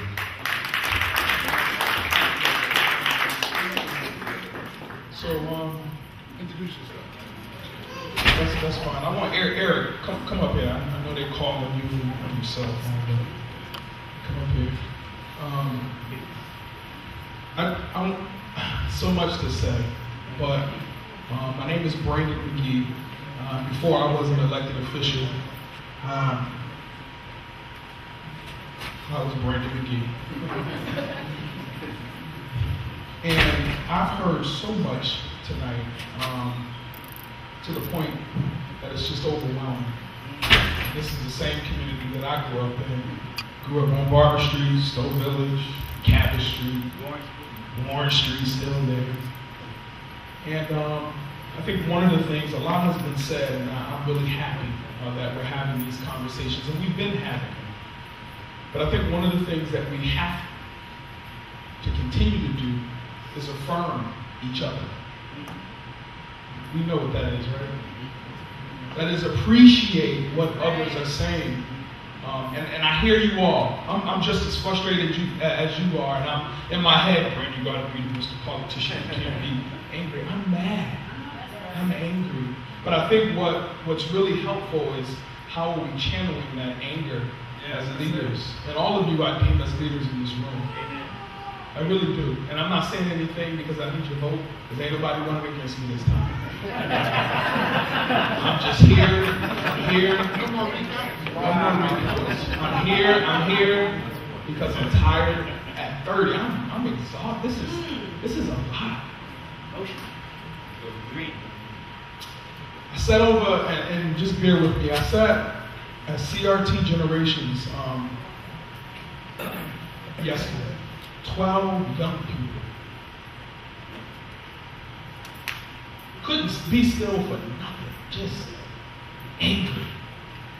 And I didn't give up on it. I stayed there, we talked. And finally I got through them, and one girl says, "Mister, you don't know my story. My mother was killed." And another one said, "My father, he was killed." And then another one said, "All I know is my grandmother." And another one said, "I don't know nobody. They picked me up off the street, and this is where I've been ever since I could remember." Eric, I want you up here with me. You sound like you're going to be a while. No. And another said, hey, you gotta listen to your elders. Another said, "I just don't know. I don't know how I got here." And the kids started crying. And it was right then and there that I knew that we got some trouble. But if we don't change our language as the leaders, then we'll never make any positive strides in our neighborhood. And that's fine. You don't have to hear me. That's all good. But appreciate those of us that are trying to do some positive things in our community. And guess what? Politics is local. So before you even talk about a Senator Eric Coleman or Representative McGee, it starts with the individuals in this room. So a couple things I jotted down. We need result-driven organizations. I hear you. On the state level, we are looking into those types of things, and we need to do more. We talk about give opportunities to people re-entering into our community. That's nice talk, but we actually need to identify businesses that will hire people that are re-entering back into our community. What do we need to do? We need to incentivize them so that they can come to our community. But on the same token, guess what? There is a sense of, or rather lack of hope that we have in our neighborhood. There is. I get it. But if we don't believe in our own community, I don't think we can ever make it out of these types of conversations.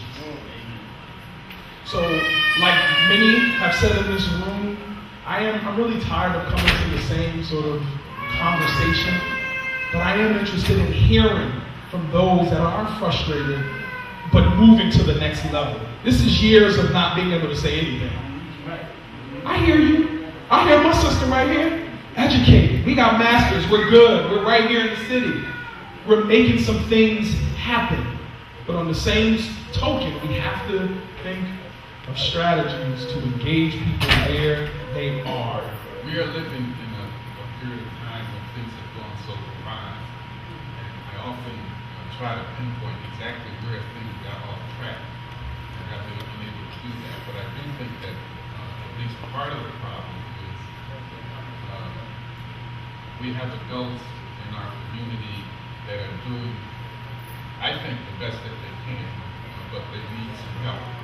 And there is no shame in a parent needing some help in raising their children.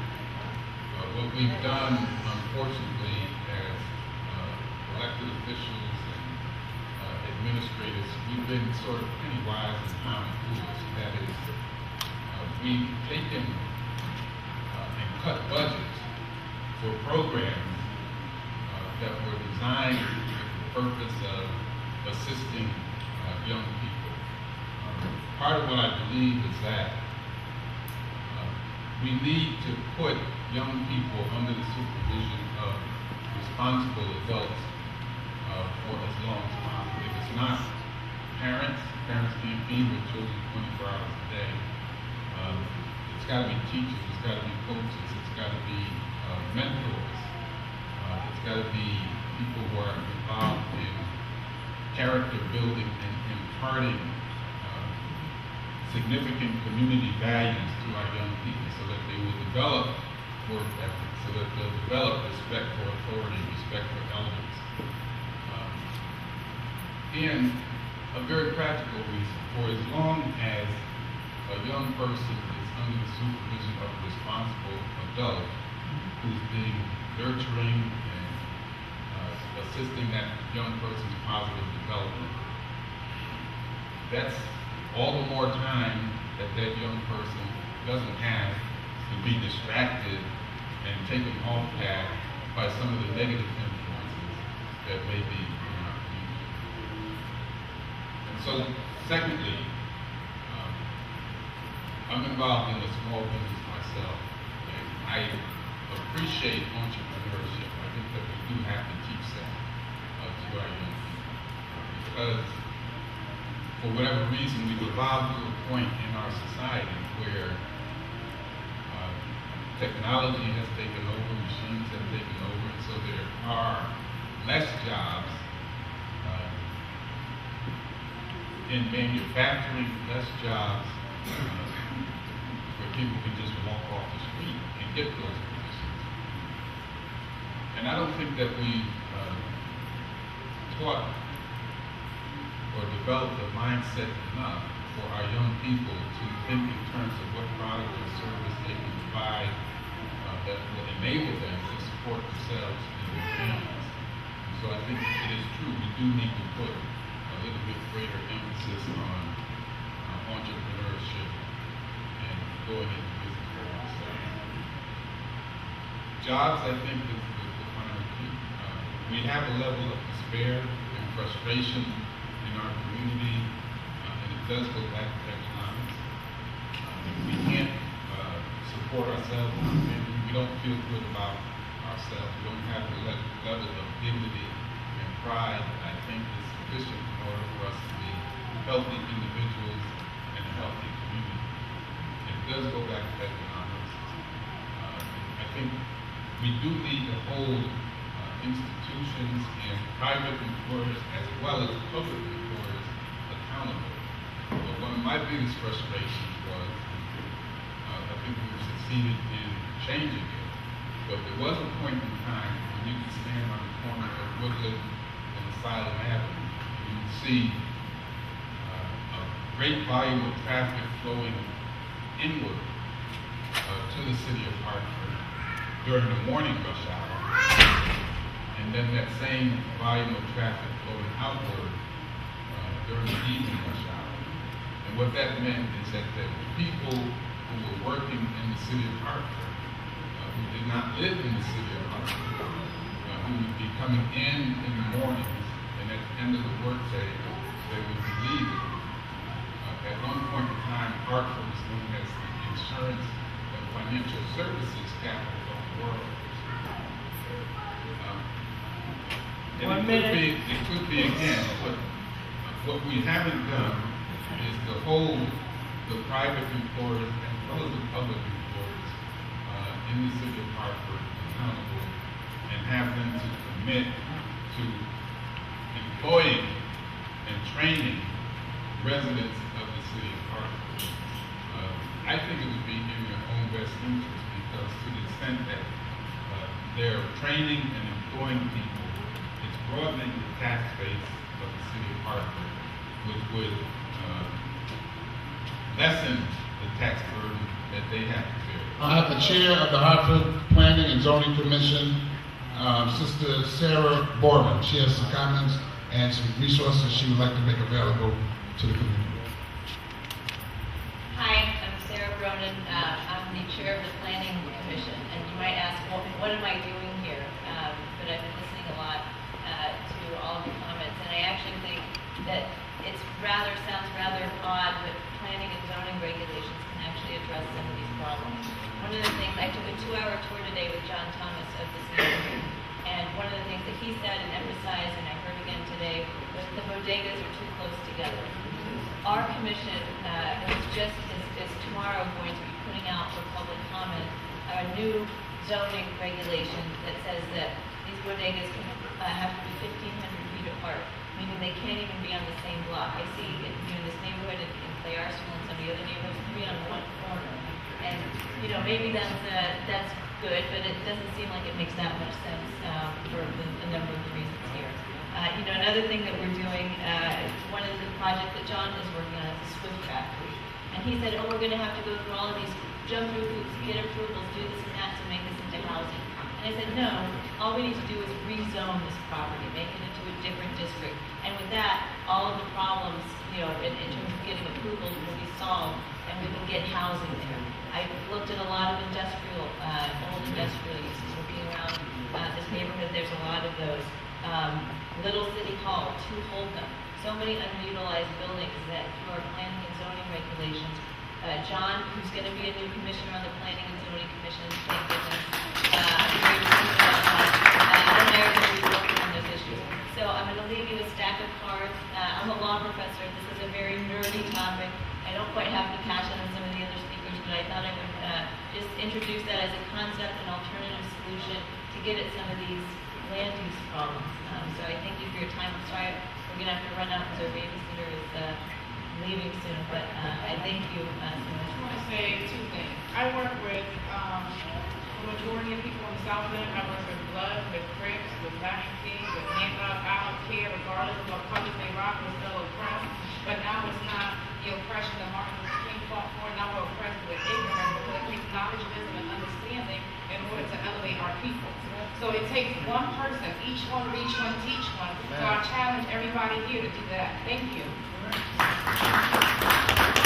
Real quick, Urban League, Ms. Yvonne. Border Parties. Border Parties. Just come on out. Parole team. Yes, good evening. I'm Daryl Thames with the Urban League. I know it's late in the evening, so I'll be very brief. The Urban League provides services in 3 areas: youth and adult education, economic enrichment, and workforce development and training. Yvonne's going to tell you a little bit about that, but I just want to speak briefly about the young man, Louis Engle. He's one of our kids. He's in our summer youth employment program we call Manage Your Future. I saw him last Friday. The last thing I said to him was, take care, watch your back, be good. He's one of those kids, like all of the kids that come through our door, they come through with nothing but potential. They come through with potential, they come through with energy. And what we like to do with this particular program, the whole goal was to get these kids off the street, to give them an opportunity to learn career competencies, and to actually have a job that pays them money so they can be guided, so they can have focus in their lives. Unfortunately, he was tased. I don't know the specifics behind it, but what I do know is this: all of these kids have potential, and I think it's our goal as a community to make sure that we reach them where they are and guide them. I mean, in my position, I'm making a point to talk to these kids, not just to say, go over there, do this, do that. I'm making a point to say, the way I met him, he was in the lobby, and he had that look like he needed a conversation. I said, how are you? Who are you? What are you doing? How do you like my program? But I just want to stress the point that we have to just be sure that we talk to our young people, that we provide that information and guidance when and where we can, and that we enlighten them on opportunities. Ms. Yvonne Matthews is going to talk to you about our workforce development and training program, which is purely designed to enlighten young people and adults to opportunities. Hello, everyone. I'm not going to be long at all, but I want to let you know that there is hope in the community for you. I'm a strong believer that we have to get out and go to the corners, go into the community, and find out what people need. People need jobs, and there are jobs out there. The Urban League has a job bank of over 800 jobs. Some of you are small business owners here in the room, and we've already connected. The problem is that it's true. A lot of our people don't have the skills. So we're working hard with some of the insurance companies to get people to get them built up in their skills. We have to take the time. Everything takes time. And the only way we're going to take the time, we have to start by asking the question, what do you need? What are you lacking? Where do you see yourself in the next 5 years? Many kids now tell me they see themselves dead. Future? They don't have a future.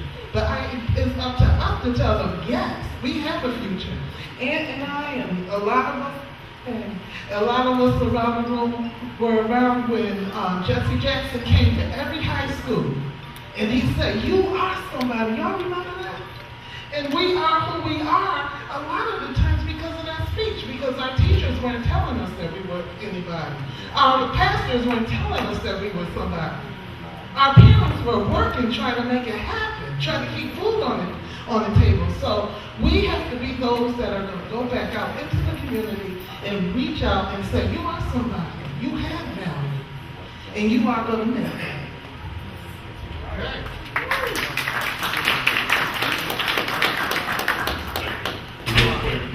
Lloyd Carter, and I'm here representing the Connecticut Pardon Team. And we assist people in applying for a pardon. We do not grant you a pardon. Okay, understand that we do not grant you a pardon. The application is 18 pages long, and you know the government. They want all the T's crossed, they want all the I's dotted. It's a time-consuming, not expensive process, but it's a pain in the ankle, if you know what I mean. So we have a new office now in the Colin Bennett building on Albany Avenue. I'm sure everybody knows what the Colin Bennett building is. Unfortunately, budget constraints, we're open 2 days a week, Monday and Tuesday, 9 to 3. I'm a member of, so please call. I've given everybody a brochure, and more than likely, if you see me again, you'll remember who I am. So you can always approach me, anything with the Connecticut Pardon Team. Another thing real quick, I'm a big advocate of this. Everybody in the community, or mostly everybody in the community, has 3 hours a week that they can spend dealing with some critical issue holding our community back. So if you want to deal with the homeless, teenage pregnancy, drug abuse, whatever it is, you tell me that you don't, everybody can't put out 3 hours a week. And of course, you got to vote. How many of our ancestors have died making sure that we could vote? We have Mark Jenkins over here. He's a part of the Blue Hill Civic Association, and he has his own organization. I just want to acknowledge them over there. Thank you so much for coming out from the Blue Hill Civic Association.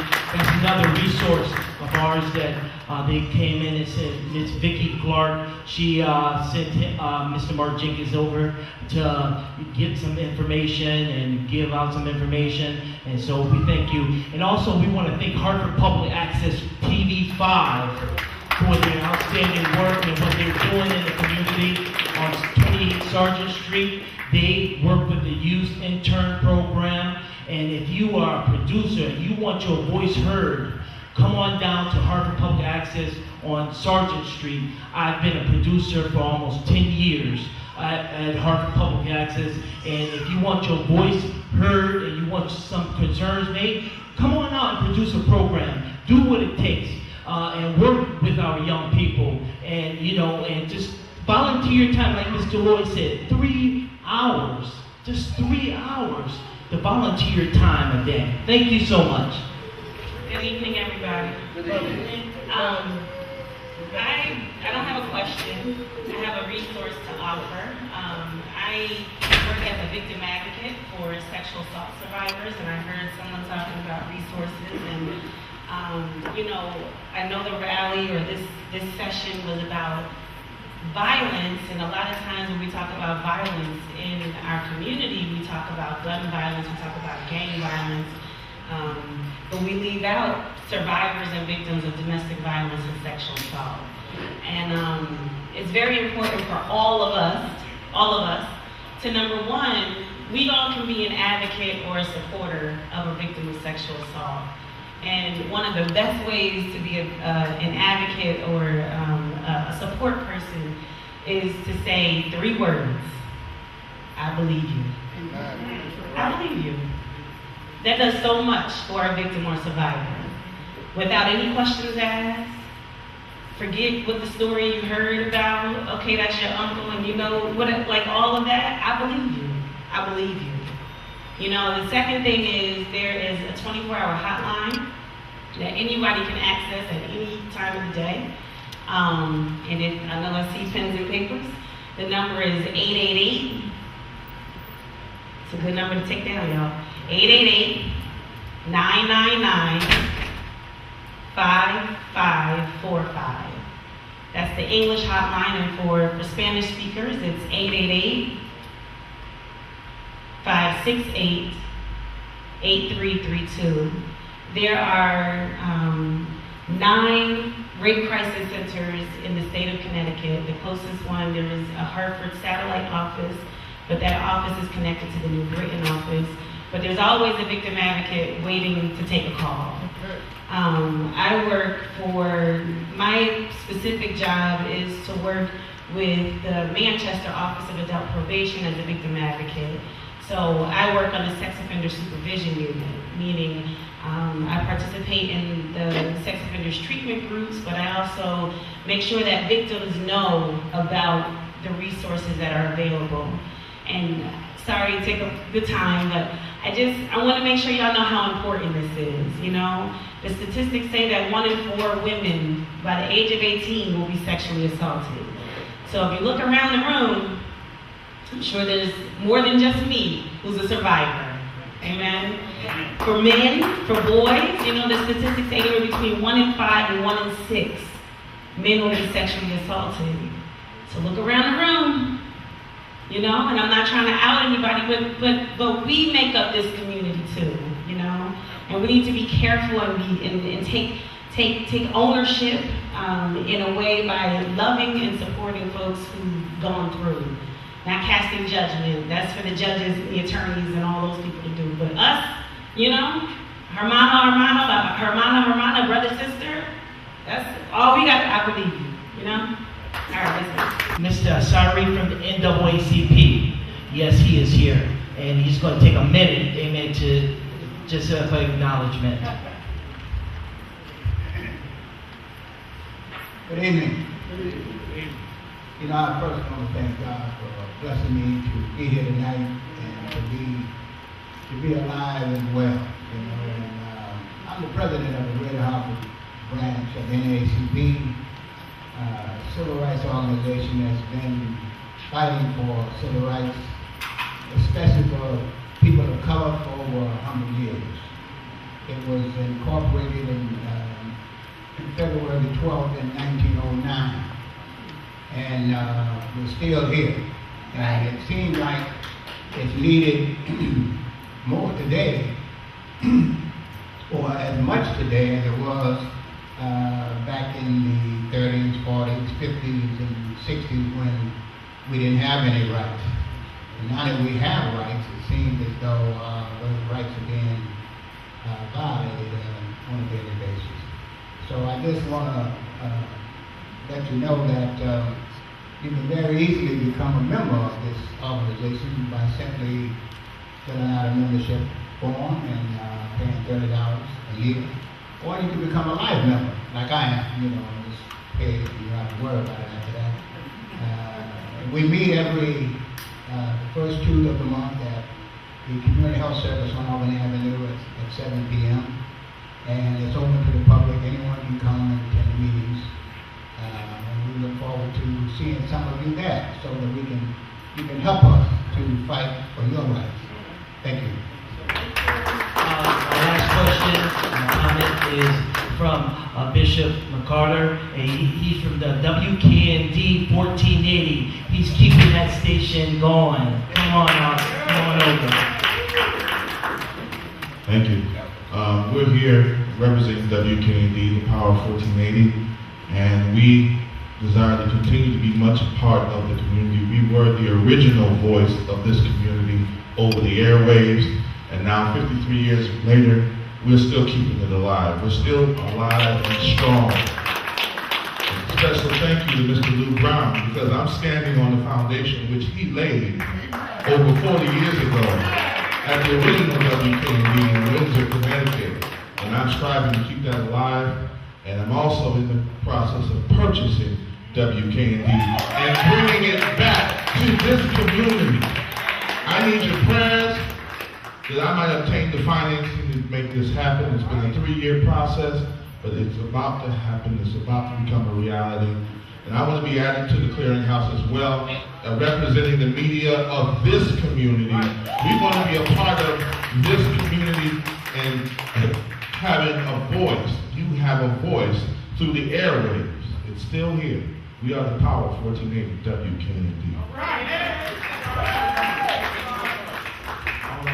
And we're going to have Mr. Lou Brown come back, and we're going to be closing out and together with a special prayer. We're going to have Reverend Brown come and do a special prayer for us and closing out. Thank you. And make sure you fill out the forms. And I want to thank everybody, all of our resources. Come on, give yourselves a hand.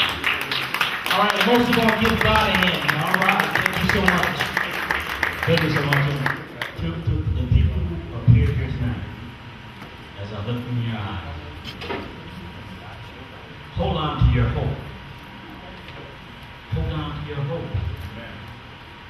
your dignity. I've got to admit though, hope is on a tight rope.